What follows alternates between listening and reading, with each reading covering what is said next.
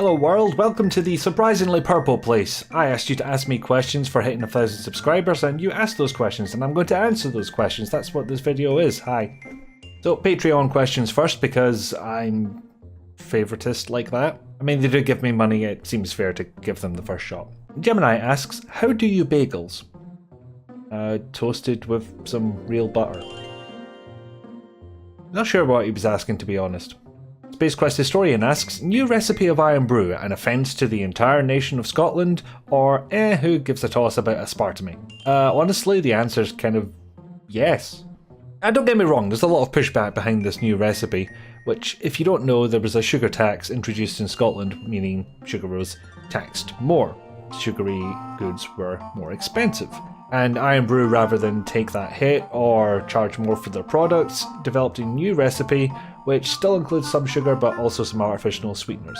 I think it's fine. I mean, really, this is the kind of question you'd either have to ask at the time the change came in or after I've just had a can of the original recipe. I suspect the original recipe is definitely going to be better because real sugar, to me, is always a lot better than artificial sweeteners, but it's fine. The combination is fine.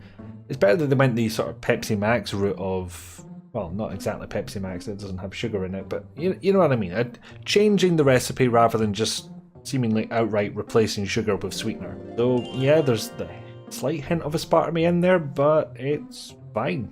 I'm probably just too far removed from having a real can of Iron Brew to actually assess the difference, but... And that's all from the Patreon questions. We move on to the YouTube ones. Lucyphonic asks, what is your favourite Sierra adventure game series and why? I mean, I was really mostly a LucasArts kid, but I guess out of the ones I have played, it's gonna be a toss-up between Space Quest and Gabriel Knight. And I've really only played one of the Gabriel Knight games, so that, see, you can see where Gabriel Knight is on a high pedestal there. Space Quest, on the other hand, I have played 1, I've completed, 2, I've played a little bit of, 3 I've completed and absolutely love, and then I've completed 6. I did not do any of these in order. Actually, I think I went 3, 6, 1. So just make this hard on myself, why don't I? And really, Space Quest was an excuse for a bunch of jokes and then killing you a lot. So yeah, I'm gonna go with Gabriel Knight. They really tried with that one and they made something I think is quite good. Now trying to remember all the other Sierra properties. Would SWAT 4 come under Police Quest, or is that too... No, it's too far removed. The Noobish asks, so, what's your favourite dinosaur? I mean, I gotta go with T-Rex. It's classic, it's big, it's raw, it's got the tiny piano arms. Piano arms? But yeah, I've gotta go with the T-Rex on this one. This one. Yeah. Yeah, I've got to go with the T-Rex on this one. It's not very imaginative, but it's big, it's got giant jaws, it's got tiny arms for playing piano, and you could potentially add laser cannons to it and ride it as a mount. KGK1989 asks, what do you do for a living? I am a software engineer. Originally I was studying to make games, and then I went into a games company, wasn't all that good at it, and then I ended up in a non-games company, and I'm still there. I mean, it's programming. Programming is programming, and I like programming, so that all works out for me. Ron Moes asks, which point-and-click adventure games would you like to see remastered and why? This is a tricky one, because in the time of Secret of Monkey Island getting remastered, I thought, what would be next? And I'm pretty sure I said at the time I would want Day of the Tentacle, but it doesn't really need remastered. And then it got remastered, and it was a very good job indeed. And it would really depend on why these things are being remastered in the first place. Is there gameplay you want to tweak? Do you want better graphics in there? Do you just want it to run on modern operating systems without involving DOSBox or ScumVM? I suppose there is one. You might be able to see it on the shelf there, but it's Blade Runner, which is just a pain in the arse to get running and could really use a little bit of polish when it comes to the voxel graphics. I think that's one of the few games that actually does voxels, or a close approximation, and not just a bunch of polygon cubes and calling it voxels, because that's not the same thing as far as I know. My god, I do not understand voxels to this day. I have been trying to ever since I heard the term like 15 years ago, and I am nowhere. But yeah, in response to the question, yeah, Blade Runner, go with that. A name that I'm choosing to pronounce is Nikos Gerakis, and hopefully that's even close to being right. What do you think of the Myst series, and will you review any of them? Myst didn't exactly pass me by. I knew about it, but I didn't really play any of them. I've had a little look at the original Myst. I've had a little look into, what was it called? Myst Online Fall Through the Floor Simulator. Myst Online Uru Live, yeah. Had a little look at that. I ended up not going on the expedition with everybody else, which, considering I like to be above the ground rather than through it, works out to my advantage. So yeah, I'm just really not very familiar with it, which perhaps would be a good reason to go back and try them for purposes of reviewing any of them. Unless you follow GeminiDoesGames, because he's done a pretty good run through of all of them. You should go watch that. Dan Nastic was a little bit cheeky and asked a whole bunch of questions, but I'm happy to allow it. I didn't say one question per person, so here we go. What's your earliest gaming memory? It's likely to be something on my dad's Commodore 64, either that Pogo game, the one where you're on a train that's getting bombed for some reason, the Summer Olympics one where you would occasionally just experience a crash at the diving. Thing is, going back that far, it's hard to think of which one came first. It was probably the Commodore 64 one, but there is another one which I remember a bit more distinctly, which is seeing my cousin's Master System, and it must have been Alex Kidd Miracle World that they had on there. Or was it one of the Wonder Boy games? Something like that. It would be a Master System. But yeah, remembering which one came first. Sorry, it's gone. It's gone, lost to the mists of time. What's your strongest gaming memory? I'm assuming this is one that has stuck with me throughout the years. And yeah, again, a lot of them are just like little bits and pieces of things I found funny from this game or that game or the other. In terms of really strongly In terms of really strong gaming memories, there is one that I would like to mention, which is just off the top of my head. It's from Brutal Legend, and it's the final boss. I won't spoil anything from there, apart from the fact that the music that kicks in when the boss battle is about to start is Painkiller by Judas Priest, and I have never felt so ready for a final battle in my life. And then I died, but I beat him after that. So, what are your favourite game music themes? Any examples? How long have you got? Okay, let's bring up the folder and see what I'm comfortable with telling you about. Okay, so we've got the Gunstar Heroes soundtrack, that's always a favourite. Girl in the Tower from King's Quest 6, because it's just a perfect slice of cheese. The soundtrack to Aladdin on the Mega Drive, which is objectively the best version of Aladdin that you can play. Wonder Boy 3 The Dragon's Trap, that's a great one. Command and Conquer, Tiberian Dawn, yeah, all of that. Discworld Noir, all good. Doom 2016, all good. Oh, there's a bunch of ones from Metal Gear Solid as well. The Snatcher soundtrack, that's a pretty good one. Resident Evil 2 and 3, there's a couple that stick out there. Like, most of it is kind of atmospheric, albeit with some melody behind it. But yeah, if I've had to pick a favourite from those two, it's definitely Resident Evil 2. A bunch of Sonic stuff. Super Metroid, that's just a brilliant soundtrack, both for its time and now. There's a couple from System Shock 2 as well. Yeah, just all over, going all the way back to the 8-bit era. There's some good stuff. What do you consider to be hidden gems / unappreciated old adventure titles? Well, this used to be Toonstruck for me, but then it made it onto GOG and now everybody seems to know about it, so I guess I have to kind of put that to the side and say, okay, I'm not as hipster as I thought I was. Wait, why am I thinking that's a bad thing? You know, I've got quite a fondness for the X-Files game, even though I played the slightly inferior PlayStation version all the way through. Doubly inferior because if you're playing it on PS2 or PS3, the cursor's messed up. Oh no, I started on that and then I found a real PS1 and played it on there. So yeah, I guess that's it for hidden gems in the adventure genre. Sorry, I probably should know more, but... What's your gaming snacks and or beverage of choice? Well, I would be completely betraying my country if I didn't say Iron Brew, but I am partial to cola and cola adjacent products as well. In terms of snackage, and just to make myself even more middle class looking, Viennese whirls, they're good. Chocolate hobnobs, also good. Custard creams, you have to kind of be in the mood for them, but when you are, you can just devour a whole pack of them. It's... I'm thinking all of this stuff in terms of snack stuff you can just pick up, shove in your face, all is good. Because if you want to incorporate a meal into this, the pizza kind of fits both. Depending on what you put on it, you can make it as light or as heavy as really you want. It's the good food stuff. Also, if I'm feeling completely trash lord, then there's these maize snacks, sort of maize corn type of thing, called onion rings that have a really intense onion flavour. Yeah, I can just pile into those. Oh, and pistachio nuts. I don't get those anymore because, frankly, the aftermath of it just takes up too much room, all those shells everywhere. What's your favourite so bad it's good game?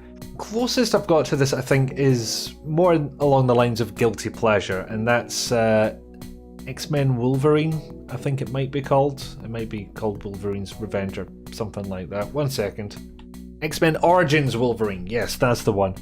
Which is not really something you could call a good game, but it is fun, because you're Wolverine and you're going about slashing every bastard. So what's not to like? It's kind of trashy, I would say.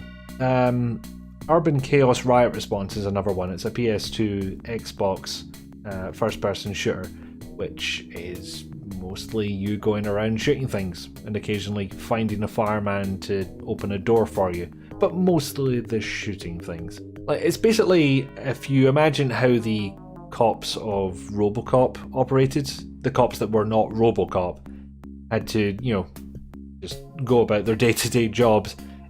Kind of reminds me of that. Yeah, I think that's as good as I've got for so bad it's good.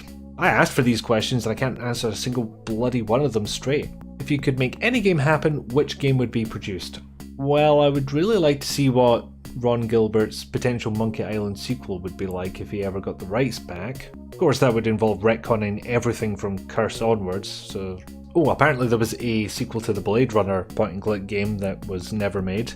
That'd be good. Toonstruck 2, why didn't I start with Toonstruck 2? That should be made. I mean, as far as I recall from the chatter going back and forth, it was half made and then they cut it in half before release saying, we'll put it in a sequel. That never happened. Oh yeah, any of those, I'd be happy. Are there any games you wanted to like but never really could get into?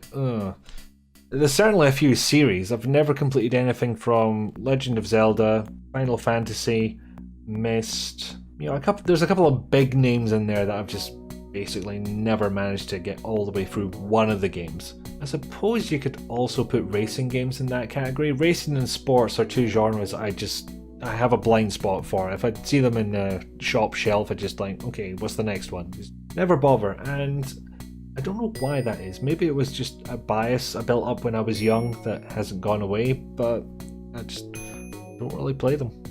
Best adventure game ever? Right off the top of my head, I'm going to say Curse of Monkey Island.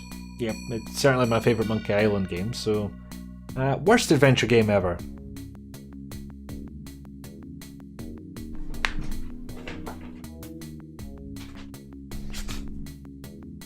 And that's all Dan Nastic's questions. Thank you, that gave me a lot to think about. And possibly some ammo for people to attack me later, but it's fine. RL1712 says, is there one adventure game you've played throughout the years that you feel doesn't get as much recognition and deserves more attention? Again, it was Toonstruck, and now that seems to be well known enough, so I've kind of not really got one. I'm doing a lot of shrugging this episode. Paul Barron says, ever thought about covering the entire Deponia series? Yeah, I have thought about it. Now, I've heard that Rufus gets better as the games progress.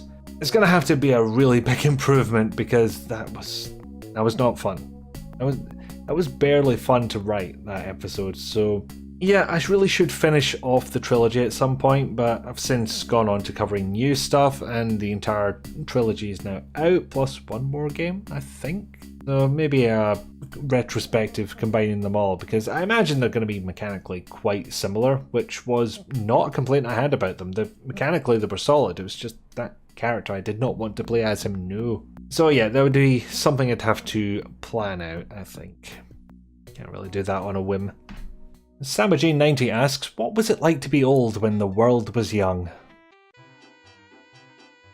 Well, you had a lot fewer youngsters asking questions, you cheeky wee fuck. Barry Allen the Flash asks, have you ever thought about taking your love of / experience with point and clickers and trying to make an adventure game of your own in, say, Adventure Game Studio or something? No, I have not tried. Adventure Game Studio seems like the way to go, at least to start off with. There's two problems with that. Well, actually, three problems with that. One, there's a clause in my contract at work saying I have to bring any ideas and work like that to the boss first, and they sort of get first dibs on them. It's very vague, and I don't think it would actually be a problem, but if it went anywhere, and he would still be, I think, within his rights to go, and I need to read that contract again just to double check, but that's how I understand it at the moment. Two, Adventure Game Studio looks, I don't want to say intimidating, but no, I do want to say intimidating. I don't understand it at all. I spent about 20 minutes messing around with it and didn't really get anywhere, so it would take some kind of investment to get in there. And three, being a programmer myself, I'd be tempted to just do everything, just roll my own engine, all this stuff, and it would take ages and it would be diabolical because AGS and things of its ilk have many years of iteration and refinement behind them. And I would just be starting from the beginning going, that'll do, move on to something else. So yeah, it'd be awful, but I would still want to do it. God damn it, me. Bilbag asks, Weekend has Quest for Glory series. Again, something I would have to put some time into because there's a lot of those games. I don't think any of them are short. So it would have to be a retrospective of some kind, especially considering I've moved on to reviewing modern, newly released-ish games. Apparently if it's within the last year it counts, but you know, I get that wrong sometimes. Tarek Banaja, I'm so sorry, asks, top 10, okay, maybe 5, or heck, just 1, point-and-click adventure game on a mobile platform, iOS or Android. Especially interested in games developed for mobile, so not ports or adaptations. Yeah, I don't really play them on there. And I don't know what exactly you would mean by games developed for a mobile platform, considering that most ports or adaptations will have a lot of concessions for the touchscreen. The worst example I can think of is probably The Seventh Guest, because if memory serves me, you would basically hold your finger down, start moving the finger, and then that would start moving your cursor, which you just want to be able to hit the thing and then the stuff happens and it's all good. Also, I've just noticed that the suns went down and the light is probably going to be completely different at the start and end of the video, so that'll be fun for me.